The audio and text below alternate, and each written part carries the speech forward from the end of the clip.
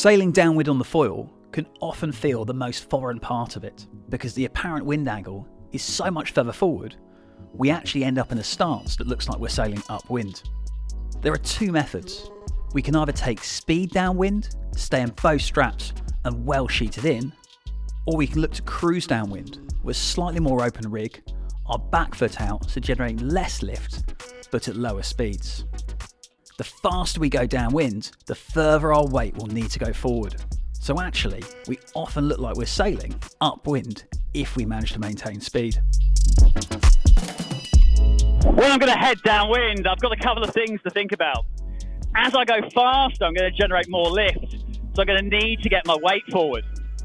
So as I get ready to go downwind, I'm going to look downwind, sheet in, push forward, but then bring my weight forward as well. Now the faster I go downwind and the faster I accelerate, the more I can sheet in, so the rig's right over the centre line. I do need to think about my sailing angle as I go downwind. If it gets a bit windier, I go deeper, I bear away more. As it gets lighter, I come up into wind a bit more to keep myself powered all the time. The more powered up I get, the further I move my weight forward. I can move my hand forward, my head forward. As I get really powered up, I can even roll my knees forward and roll my feet in the foot straps to keep my weight over the front of the board.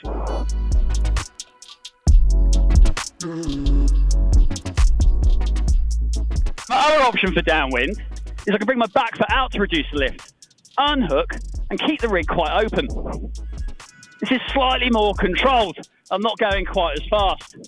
Again, I can keep the rig open, and either with really long lines, I can stay hooked in, or to start with, just stay unhooked. There's very little pressure in the rig because I'm going so deep downwind, and with my back foot out, that's going to really help me control the lift and control the ride height. The challenge is, if I do get a big gust, I still need to keep my weight forward. Got to be careful not to weight the back foot too much. In really windy conditions, this can often be the best way to go downwind and gives you a little bit more control.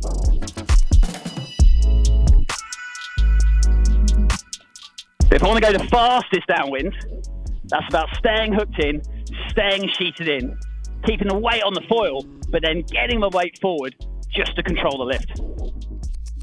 Once we've got a feel for how the lift works in the foil, downwind can be done with almost no pressure in the arms, and that should be a great way of covering distance really quickly.